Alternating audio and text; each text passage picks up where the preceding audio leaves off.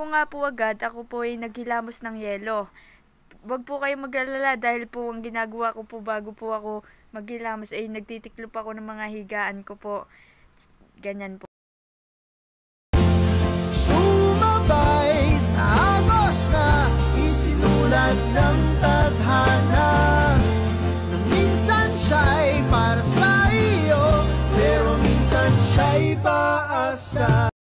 Tapos ko nga ni maghilamos, ako'y pumunta sa kabila upang tumingin sa salamin at dahil may pupuntahan kami, sasamahan ko ang aking pinsan magpagupit. Dahil ang tagal po ng aking pinsan ay ako po muna ay nagwalis dito. Yan, napakasipag kohong bata.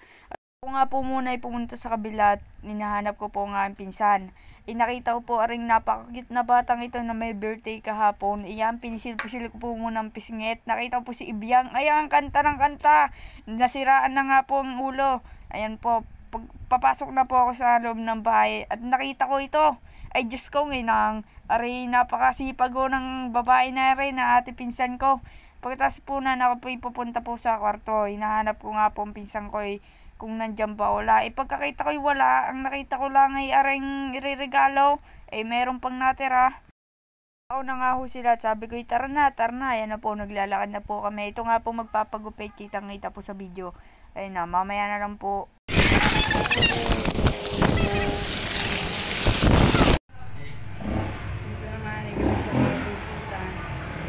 Papagupit na siya, guys. Ito na nga po, habang po siya ginugupitan na akin pong binibidyohan at tinitignan ko kung bagay sa kanyang gupit.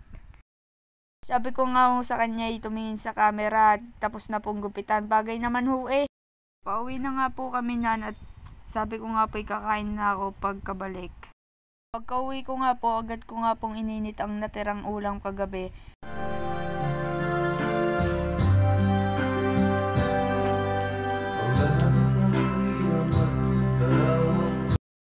Nagdasal lang nga po ako at para makakain na po, wag po natin kalimutan na magpasalamat sa Diyos. Tapos na nga po ako magdasal. Ayan na nga po, kumakain na nga po ako.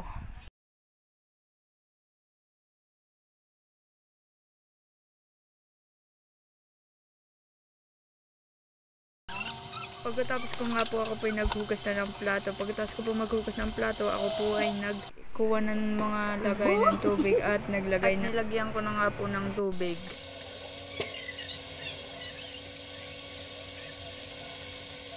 May mga laman na nga pong tubig at ilalagay ko na lang po sa ref.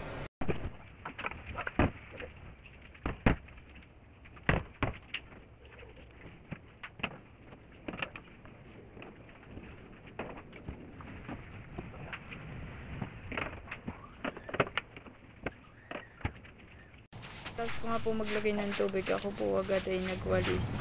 Naglaba ng sapatos. Pagkatapos ko nga po maglaba, ako po ay kumain ng merienda sa aking pinsan. Pagkatapos ko nga kumain ng merienda, agad ako ay nagsaing.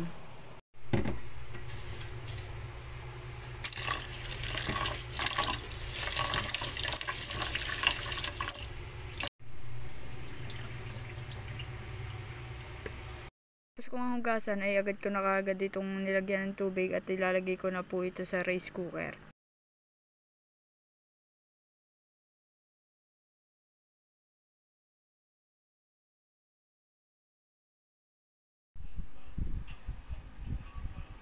Nang mapunasan ko na nga po, agad ko na nga po nilagay sa rice cooker at sinaksak na nga po at inopen. Pagkatapos ko nga po magsalang ako nga po yung magtututbrush na at ako po yung maliliko na.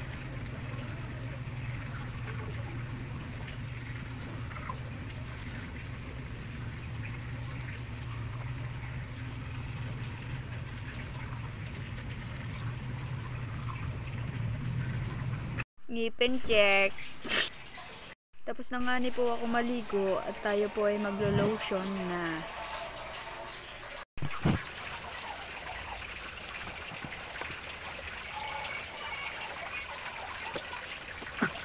Tapos ko nga po mag-lotion, ako po ay nagluto ng merienda ko.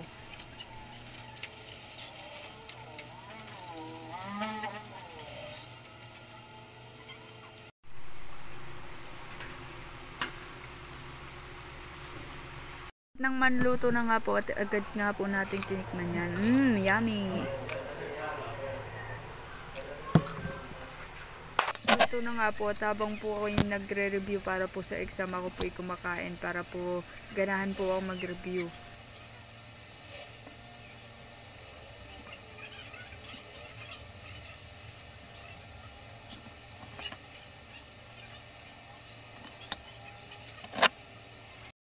Pagkatapos ko nga po mag-review, ako po yung nagdasal na at natulog na.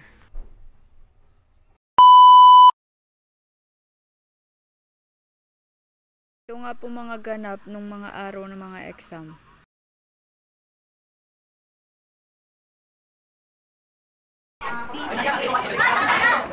At ito na nga po, tapos na nga po ang aming exam.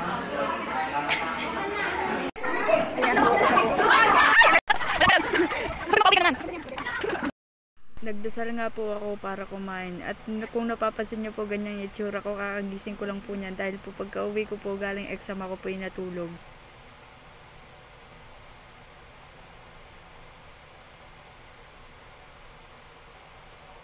Kain na tayo guys.